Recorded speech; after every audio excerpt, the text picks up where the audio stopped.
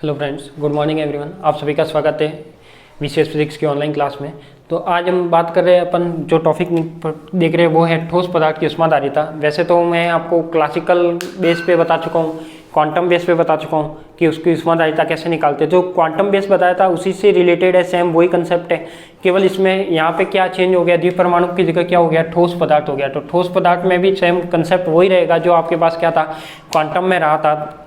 ठोस पदार्थ में क्या होता है, कोई भी अणु होते हैं, उन अणु को क्या करते हैं अपन, यदि कोई एनर्जी देते हैं तो उसमें क्या करते हैं, जो अणु होते हैं वो कैसे एनर्जी, जब उसको कोई एनर्जी देते हैं तो वो सिंपल हार्मोनिक मोशन यानी सरल आवर्त गति के रूप में क्या करते हैं, अपने पास गति करते हैं। क्या करते हैं, सरल आवर्त गति के रूप में गति करते हैं या कंपन करने लगते हैं।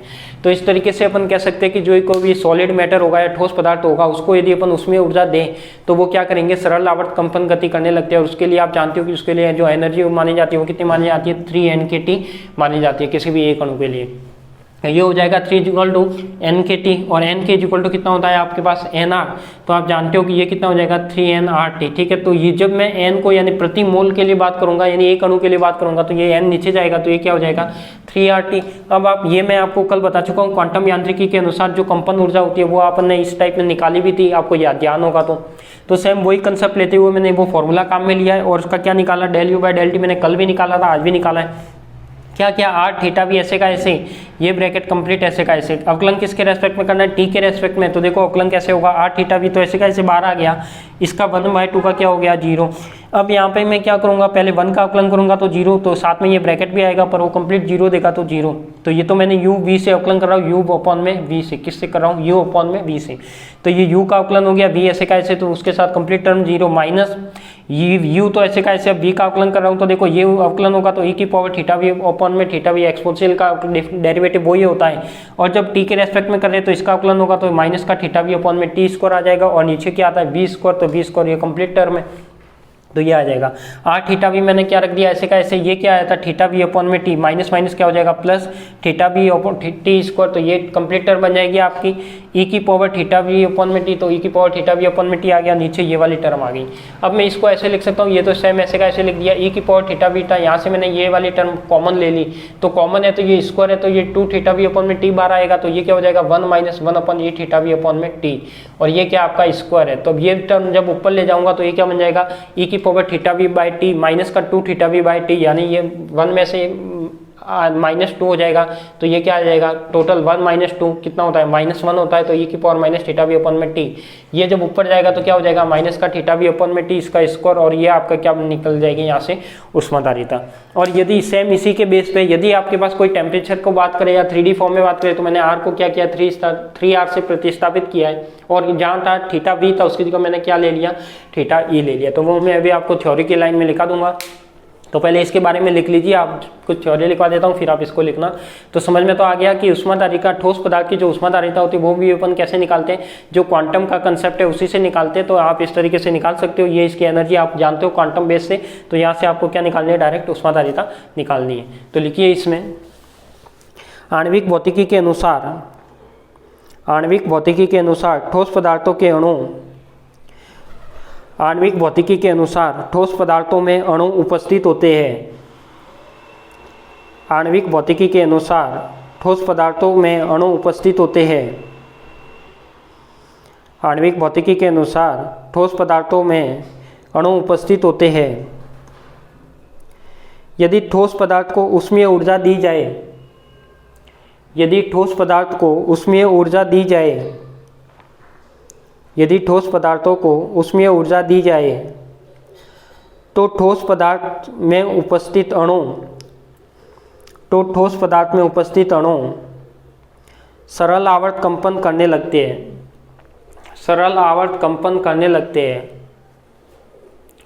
सरल आवर्त कंपन करने लगते हैं। देखो जब कोई एनर्जी देंगे तो वो वाइब्रेट तो करेंगे ही, तो वही मैंने वाइब्रेट की जगह क्या बोल दिया, सरल आवर्त गति, कंपन करने लगते हैं। आइंस्टाइन के अनुसार यह सरल आवर्त कंपन, आइंस्टाइन के अनुसार यह सरल आवर्त कंपन त्रिविमीय में होते हैं, त्रिविमीय में होते हैं।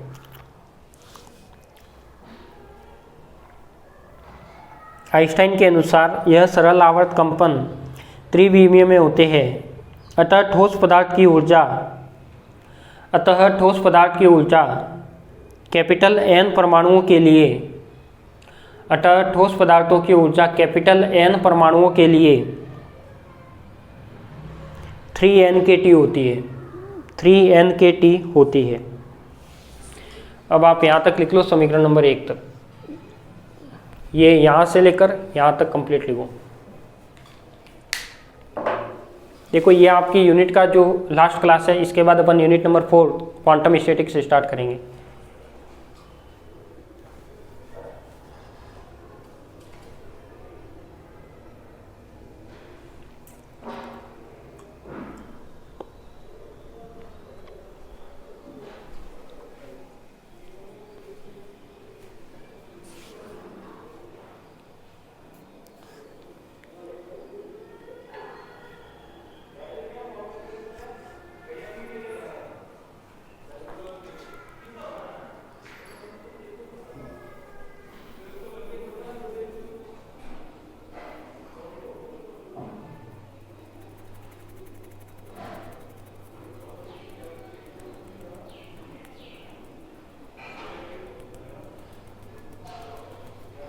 ये आपको दिख रहा होगा, वैसे छोटा लिखा हुआ बट कोई ना, ये आप पहले कल निकाल चुके हो। ये थीटा बी है, ये सब क्या है, थीटा बी है, ठीक है, आपको नहीं दिख रहा बता, ये 2 थीटा बी है, थीटा बी अपॉन में टी है, थीटा बी अपॉन में टी है, ये सब वही है।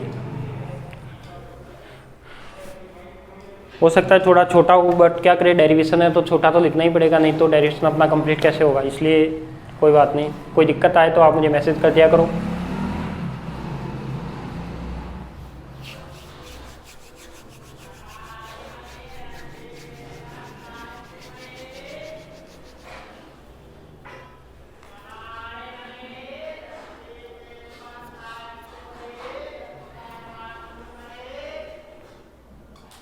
इसके आगे लिखो समीकरण 1 के आगे कि आइंस्टाइन के अनुसार ठोस पदार्थ में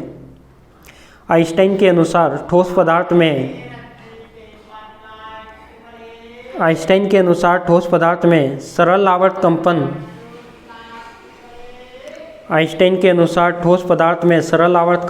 3D में होते हैं। आइंस्टाइन के अनुसार ठोस पदार्थ में सरल आवर्त कंपन 3D में होते हैं। अतः R को 3R से प्रतिस्थापित करते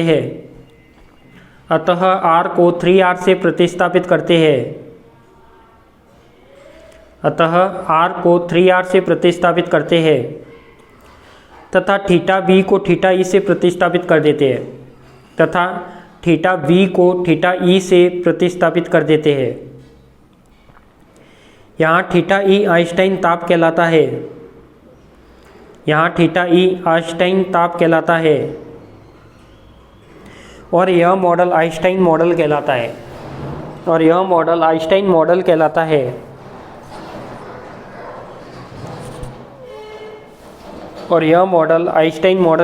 है।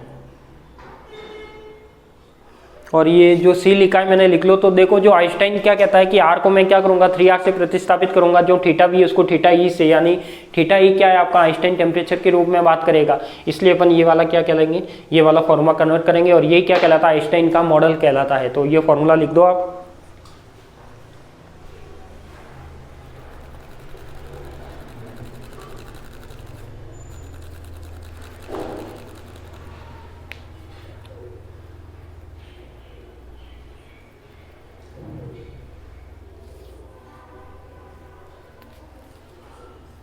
इसके बाद लिख लेना कि आइंस्टाइन के अनुसार ठोस पदार्थों की ऊष्माधारिता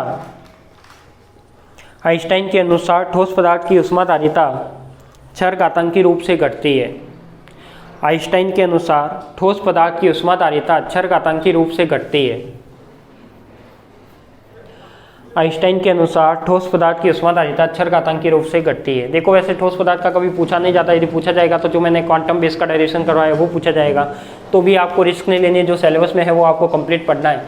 तो ये आपका क्या हो जाएगा, ठोस पदार्थ की ऊष्माधारिता। यहाँ पे देखो एक्सपोनेंशियली डिक्रीज हो रही है क्योंकि टर्म क्या आ रही है, e⁻ थीटा ई अपॉन में 2। ये क्या बता रहा है, चरघातांकी रूप से कम होने को व्यक्त कर रहा है, इसलिए ये क्या है आपका चरघातांकी रूप से कम होती है। यही क्या कहलाता है आपका आइंस्टाइन मॉडल कहलाता है। तो एग्जाम में कई बार कंपटीशन एग्जाम में स्टेटमेंट आते हैं, उसमें पूछा जाता है कि आइंस्टाइन मॉडल क्या कहता है, कि उसकी ऊष्माधारिता चरघातांकी रूप से कम होती है, चरघातांकी रूप से बढ़ती है तथा अपरिवर्तित रहती है तथा इनमें से कोई नहीं। ऐसे को ऑप्शन आते हैं तो उसमें आपको कई बार एग्जाम में पूछा गया, फर्स्ट ग्रेड में भी पूछा गया और भी फिजिक्स के लेवल के एग्जाम में पूछा गया है कि आइंस्टाइन मॉडल के अनुसार उसकी ऊष्माधारिता होती है वो चरघातांकी रूप से क्या होती है, घटती है। ठीक है, तो आज के लिए इतना ही। तो ये आपकी यूनिट नंबर 3 क्या हो गई, यहाँ पे कंप्लीट हो गई। अब इससे अपन नेक्स्ट क्लास में यूनिट नंबर 4 स्टार्ट करेंगे जिसका नाम रहेगा क्वांटम स्टैटिक्स। वो भी अच्छी यूनिट है, उसमें 2 आपकी सांख्यिकी आएगी, एक तो फर्मी डिराक आएगी और एक मैक्सवेल बोल्ट्जमान सांख्यिकी आएगी। तो ये अपन करेंगे जैसे जैसे अपन आगे करेंगे। तो फर्मी डिराक में कैसे पार्टिकल बनने होते हैं, फर्मी डिराक की पहचान कैसे करते हैं, फर्मीन और बोजन कण की पहचान कैसे करते हैं, फर्मियन बोजन में डिफरेंस भी आएगा। तो ये बिल्कुल आपके लिए नया टॉपिक है और आपके जो स्टैटिक्स की 2 यूनिट है वो इसी तरह से कंप्लीट हो जाएगी। ये यूनिट 3 आज कंप्लीट हो जाती है। यूनिट 4 की अपन कल बात करेंगे, जहाँ से अपन ने क्वांटम मैकेनिक्स डेवलप हुई थी उसी से लेकर अपन बात करेंगे। ठीक है, तो आज के लिए इतना ही, मिलते हैं अपन नेक्स्ट क्लास में। आप सभी को धन्यवाद।